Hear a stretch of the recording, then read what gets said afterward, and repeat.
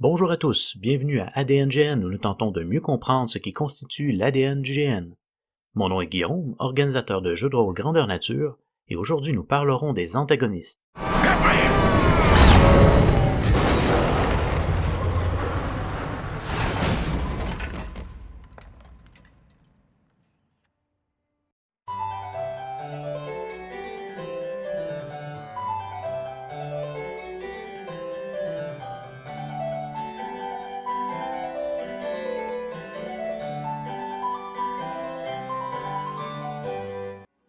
Sorti en 2005, le film de Christopher Nolan, Batman le commencement, marqua à l'époque une rupture franche avec la tradition des films de super-héros. Jusqu'alors, les principaux exemples du genre se frayant un chemin jusqu'au grand écran baignaient plus ou moins grassement dans un style directement hérité des bandes dessinées dont leurs héros étaient issus. De la sombre fresque halloweenesque dépeinte par Tim Burton dans le Batman de 1989 aux autres opus exagérément colorés qui suivirent, la saga des Batman représente bien la difficulté des réalisateurs de l'époque à adapter au cinéma des récits de bande dessinée au style trop souvent associé à un jeune public. On y dépeint donc des environnements excessivement glauques, des vilains à la profondeur de caractère discutable, et, surtout, des mises en scène défiant sans gêne les lois de la physique. Lorsque le premier volet de la trilogie de Christopher Nolan paraît en 2005, c'est une onde de choc qui secoue le monde des super-héros. Peu importe notre camp dans la vaste guerre immémoriale entre DC et Marvel, personne ne peut alors nier que Nolan ouvre une perspective nouvelle sur l'univers de Batman, et, à plus forte raison, sur les récits de super-héros. Dans ces films, la ville de Gotham y est représentée à l'image de n'importe quelle métropole nord-américaine, on prétend au réalisme par l'utilisation de la technologie, et on présente clairement les limites physiques et morales de Bruce Wayne. Finalement, et surtout, on aspire à présenter des vilains aux ambitions et philosophies complexes.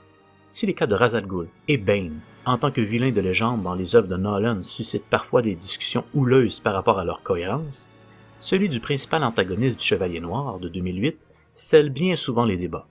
Nous parlons bien sûr ici du Joker, tel qu'incarné par Heath Ledger.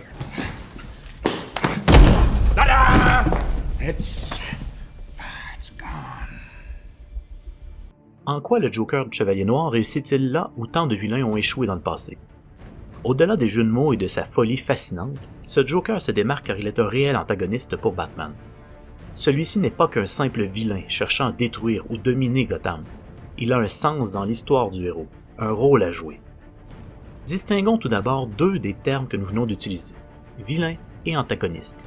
Fréquemment interchangés dans le discours, ces mots renvoient pourtant à des réalités complètement différentes. Le vilain, c'est un personnage ou une entité dont les actions ou les intentions mauvaises contribuent au développement de l'histoire. Le vilain, par sa seule existence, tend à créer une vision manichéenne du récit, où nous retrouvons du côté du bien, de la lumière et de la justice, le héros, et de celui du mal, de l'ombre et de l'injustice, le vilain.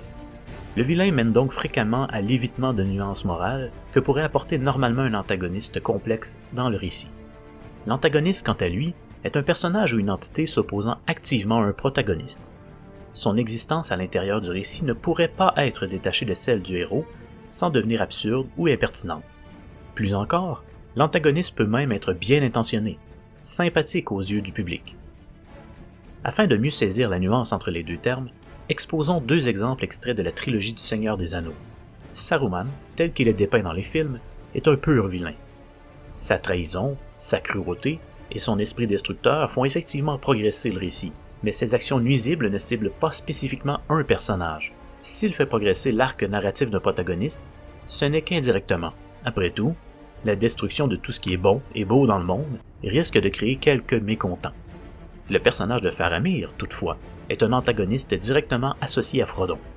Au moment où Faramir capture Frodon, il se montre ouvertement hostile face à lui, compromettant la quête de l'anneau par son zèle à respecter les lois du Gondor. Une nuit, il ira même jusqu'à placer Frodon devant un choix déchirant, tuer Gollum ou avouer quelle est sa mission secrète. À ce moment, Frodon verbalise pour la première fois qu'il est lié à Gollum et qu'il ne peut le voir mourir. Pour tout autre personnage, ce dilemme n'aurait eu aucun impact. Or, pour Frodon, c'est le déclencheur d'une prise de conscience qui le mène à réaliser qu'il se transforme lui-même peu à peu en Gollum. À ce moment, Faramir est l'antagoniste parfait pour Frodon. Bien sûr, Un vilain judicieusement construit peut aussi être un antagoniste, mais il est essentiel de se souvenir que ce n'est pas toujours le cas, et que bien des échecs scénaristiques résident dans la confusion entre ces deux termes. Comme l'écrit le scénariste et auteur Robert McKee, un protagoniste et son histoire sont aussi fascinants intellectuellement et stimulants émotionnellement que les forces antagonistes le leur permettent. Un antagoniste efficace est donc un élément clé d'un récit palpitant. Certaines conditions sont toutefois requises afin d'obtenir cette efficacité. Comme nous pouvons nous en douter, le Joker du Chevalier Noir répond à celle-ci. Premièrement, un antagoniste efficace détient un réel pouvoir sur le récit. Ce personnage doit être en mesure d'avoir un impact sur le cours des événements ou sur la vie du protagoniste auquel il est associé. Sans pouvoir, l'antagoniste ne sera pas pris au sérieux et ne disposera d'aucun moyen pour en arriver à ses fins. Dès la scène d'ouverture du Chevalier Noir, nous comprenons que le Joker possède une intelligence supérieure et une capacité évidente à manipuler ses collaborateurs. Il n'est pas un vulgaire larbin comme ceux que Batman a l'habitude de combattre. Comparativement à lui, les parrains de la mafia de la ville ont des airs d'amateurs incapables de réellement compromettre la mission du super-héros. Le Joker est une réelle menace capable de compromettre le projet du héros. Deuxièmement, et en lien avec ce pouvoir manifeste, l'antagoniste doit lui-même évoluer dans le récit. Cette évolution fera croître le danger qu'il représente pour le protagoniste. De plus, il prouvera qu'il est lui aussi un personnage complexe et digne d'être approché, étudié et analysé par le spectateur. Dans le Chevalier Noir, la psychologie du Joker n'évolue pas. Cependant, on voit son plan se déployer, nous faisant découvrir la profondeur de sa folie.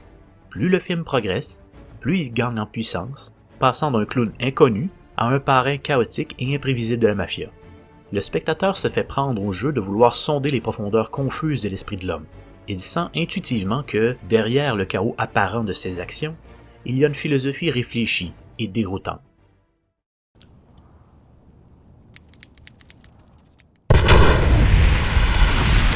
Troisièmement, les motivations de l'antagoniste doivent être claires et rattachées aux motivations du protagoniste auquel il est associé. Tout comme nous devons comprendre quelle est la quête du héros de l'histoire, nous devons être aussi en mesure de saisir ce que son adversaire désire, et en quoi ce désir compromet les aspirations du héros. Dans le Chevalier Noir, le motif d'action du Joker peut paraître aussi confus que ses méthodes sont chaotiques. Toutefois, c'est dans sa première ligne de dialogue que l'on comprend l'entièreté de ses ambitions. What do you believe in? I believe whatever doesn't kill you simply makes you stranger. L'entièreté de l'œuvre du Joker dans ce film consiste à prouver à Batman et à Gotham que n'importe qui peut sombrer dans la folie sous les bonnes conditions. On ignore dans le Chevalier Noir pourquoi le Joker est devenu le psychopathe qu'il est aujourd'hui, mais on peut deviner qu'il a lui-même vécu l'une de ces journées bouleversantes qui le fit sombrer. En ce sens, il associe directement son passé à celui de Batman. Dans son enfance, Bruce Wayne a frôlé la mort de peu lorsqu'il a assisté à l'assassinat de ses parents. Loin de ressortir indemne de cette expérience, Bruce créa un vigilant costumé en chauve-souris, tentant de rétablir l'ordre dans Gotham la nuit venue. Ce qui n'est pas un synonyme de santé mentale lorsqu'on y réfléchit bien. Le Joker n'est donc pas qu'un vilain parmi d'autres. C'est l'alter ego de Batman, celui qui cherche à nier par le chaos l'ordre instauré par le héros et à prouver qu'ils sont aussi étranges l'un que l'autre. Le fait que le Joker soit une création directe de l'action de Batman, dans Batman, le commencement, démontre ce lien profond. Quatrièmement, l'antagoniste connaît les failles du protagoniste et sait en tirer profit. Il ne fait pas que frapper l'armure du héros à l'aveuglette, mais il l'attaque chirurgicalement afin de l'ébranler profondément. Le Joker ne fait pas que devenir un criminel notoire de Gotham, brûler de l'argent, tuer des policiers et des juges ou voler des banques. Il sait précisément quoi faire pour atteindre Batman. Il s'attaque à son amoureuse Rachel, à son plus grand espoir Harvey Dent, aux innocents de Gotham. Même ses paroles font réagir l'imperturbable super-héros. C'est précisément le cas lorsqu'il tient ce discours en prison. To them, you're just a freak. Like me. They need you right now. But when they don't, they'll cast you out. Like a leper. Le Joker sait que Batman se sent lui-même ostracisé par la société, pris au piège entre les devoirs qu'il s'impose et ses désirs personnels. En le qualifiant de monstre et en soulignant la propension de la société à haïr le premier bouc émissaire venu, le Joker fissure l'armure du super-héros. Cinquièmement, en connaissant les points faibles du protagoniste, l'antagoniste le force à faire des choix qui le transforment. Tout choix n'est pas déchirant en soi. La pertinence d'un choix est dans le regard de celui qui y est confronté. Lorsqu'il touche une zone d'ombre du protagoniste en le forçant à faire face à ses propres contradictions, le choix permet de se définir, de se transformer. Lorsque le Joker place Batman devant le choix entre sauver Rachel, son amour de toujours, et Harvey Dent, son meilleur espoir pour la loi et l'ordre en Gotham, il l'oblige en fait à choisir entre Bruce Wayne et Batman, entre l'homme et le vigilant. De ce choix, le héros ressort brisé, paralysé par ses propres désirs contradictoires. C'est un choix similaire qui s'offre à lui lorsqu'il est confronté à la déchéance de Harvey Dent, devenu double face. Batman décide alors de cacher la vérité et de porter sur lui l'odieux du statut du Chevalier Noir, le héros que Gotham mérite. Grâce au Joker, Bruce Wayne s'est construit, défini et est devenu le héros qu'il se refusait à devenir. En résumé, le Joker est un antagoniste idéal dans le Chevalier Noir car il répond à 5 points essentiels. Le pouvoir, l'évolution, la motivation, la connaissance des failles et l'imposition de choix transformateurs. Ces points fondamentaux étant énoncés, il est important de préciser que l'antagoniste n'est pas un anti-héros. Si le protagoniste est épris de justice, l'antagoniste n'a pas à être épris d'injustice. Les motivations et méthodes de l'antagoniste peuvent être diverses. Éloignons-nous donc du cas du Joker, afin d'élargir notre examen à d'autres types d'antagonistes célèbres du cinéma et de la littérature. Ceux-ci nous offriront d'autres idées d'application de ces considérations au domaine du jeu de rôle. Le Zélote. Le Zélote est un antagoniste fermement ancré dans son propre schéma moral. Incapable de compromis, il représente souvent l'autorité d'une force supérieure, qu'elle soit religieuse, institutionnelle ou purement morale. À un certain point du récit, son inflexibilité entre nécessairement en conflit avec la quête du protagoniste et le force à remettre en question la valeur de la loi suivie aveuglément. L'exemple parfait du Zélote est l'inspecteur Javert, dans l'œuvre de Victor Hugo Les Misérables. Lui-même fils de criminel, Javert grandit hors de la bonne société, désespérant d'un jour s'extirper de sa marginalité. C'est son entrée dans la police et son obsession pour la loi qui lui permettent de réaliser son rêve et de devenir un homme respectable. Ces événements le mènent toutefois à développer l'intime conviction que nul criminel ne peut se libérer du mal qui l'habite. Lorsque Javert rencontre Jean Valjean, un homme condamné aux travaux forcés pour avoir volé un pain, il est clair pour lui qu'il a affaire à un criminel irrécupérable. Après sa libération, Valjean est de nouveau accusé de vol et prend la fuite. Javert se donne alors pour mission de le traquer et de le ramener dans les bagnes où il appartient. Jusqu'à la toute fin du récit, Javert pourchassera Valjean malgré toutes les preuves démontrant que l'ancien prisonnier est désormais un homme honnête et bienveillant. Quand il réalise que Valjean est prêt à sacrifier sa liberté et sa vie pour sauver Marius, l'amoureux de sa fille, Javert prend conscience de sa faute, réalisant que la réhabilitation est possible et que sa vie entière est basée sur une terrible illusion. Javert, incapable d'accepter cette réalité, se jette alors dans la Seine où il se noie. Le bienveillant. Le bienveillant est l'exemple idéal d'un antagoniste dissocié du vilain. Soucieux du bien-être du protagoniste, le bienveillant ne cherche pas à détruire ou causer la perte de celui-ci. Au contraire, c'est par amour, compassion, sympathie ou loyauté qu'il cherche à empêcher le héros d'aller de l'avant avec sa quête. Le bienveillant estime souvent mieux savoir que le protagoniste ce qui est bon pour lui, ce qui lui nuit nécessairement, à court terme du moins. Un exemple intéressant d'un antagoniste bienveillant est celui du roi Théoden par rapport à sa fille Éowyn, dans Le Seigneur des Anneaux. Le désir manifeste d'Éowyn est d'adopter la voie de la guerre et de chevaucher aux côtés des autres cavaliers du roi. Or, pour Théoden, il s'agit là d'une folie inconcevable, Éowyn, en tant que femme, devant plutôt prendre sa place en tant qu'intendante du Rohan. Lorsqu'elle souhaite l'accompagner au gouffre de Helm, afin de protéger les lieux, son père la met à la tête du convoi des sujets vulnérables. Lorsqu'elle veut chevaucher jusqu'au Gondor pour affronter l'ennemi, Théoden lui demande de demeurer à Edoras afin de veiller sur ceux laissés derrière. Ce n'est qu'en bravant les exigences de son père, qui était pourtant aimant et bienveillant, et en désobéissant, qu'Éowyn parviendra à mener à bien sa quête d'émancipation. Le faux antagoniste. Le faux antagoniste est le personnage s'opposant en apparence au protagoniste, mais ayant en fait des valeurs et objectifs similaires à ce dernier. Les tensions entre les deux personnages naissent habituellement de malentendus, de quiproquos ou d'une haine incurable aux origines obscures. Ceux-ci viennent alors à se nuire l'un et l'autre malgré leur ambition fondamentalement concordante. Le cas classique du faux antagoniste est Severus Rogue dans la saga des Harry Potter. Bien que Rogue ne porte pas le jeune Harry dans son cœur, jamais il ne souhaita la mort de Potter. Pendant de nombreux chapitres, J.K. Rowling présente Rogue comme un mage ténébreux, fidèle à Voldemort, assassin de Dumbledore, oppresseur des étudiants. Or, pendant tout ce temps, Severus est l'allié de Harry, le protégeant secrètement en raison de son amour pour sa mère Lily. Ce n'est que dans l'ultime épisode de la saga que l'on découvre que Severus sert la juste cause. Plus encore, qu'il obéit aux directives de Dumbledore, allant même jusqu'à s'y opposer en refusant le sacrifice d'Harry, pourtant nécessaire à la défaite de Voldemort. Le compétiteur. Le compétiteur s'oppose à l'antagoniste par rapport à des enjeux spécifiques. Face à une même problématique, les deux personnages proposent des solutions distinctes qu'ils estiment adéquates, suscitant une inévitable confrontation. Les exemples de cette opposition sont multiples. 2 enfants concourant pour un même trophée lors d'une course. 2 soldats de camp ennemi s'entretuant pour le contrôle d'un territoire.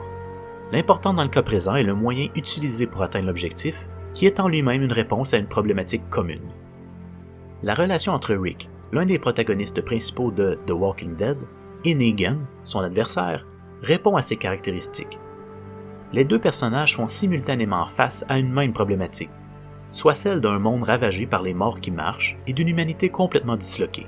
Les survivants, rassemblés en groupuscules de taille variable, doivent s'interroger sur la forme que prendra la nouvelle société à naître.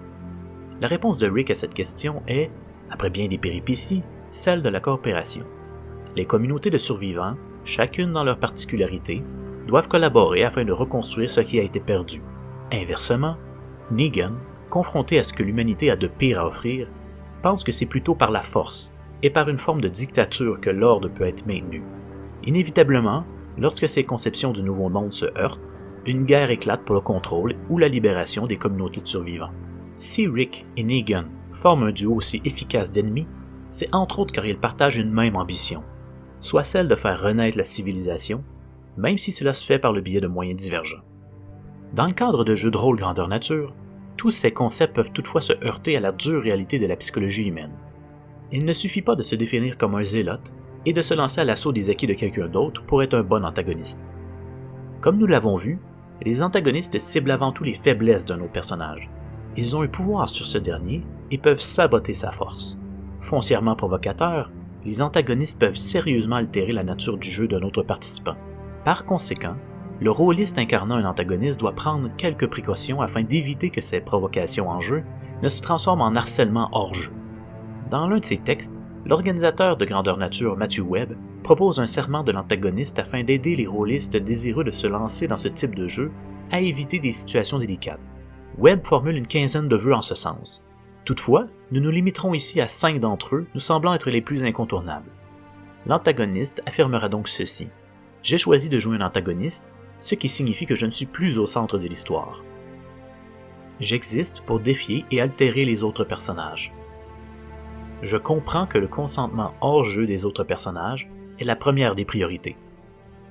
Je ne dicterai pas le comportement des protagonistes, ni ne jouerai à la police du bon jeu. Je me rappellerai toujours que les individus sont plus importants que le jeu. » L'antagoniste joue donc pour les autres. Il cesse de chercher la lumière des projecteurs afin de s'aligner sur le jeu des protagonistes et le faire évoluer. Ainsi, derrière ces vœux que Webb imagine, une ligne directrice transparaît clairement, celle de l'importance de la communication entre les participants. Puisque l'objectif de l'antagoniste n'est pas réellement de détruire son adversaire, mais de le faire grandir dans le cadre de scènes mémorables, il est essentiel que les joueurs communiquent clairement leur éventuel malaise, limitation ou désir. En conclusion, incarner un antagoniste requiert une volonté d'écouter l'autre et de s'adapter à sa vision du jeu.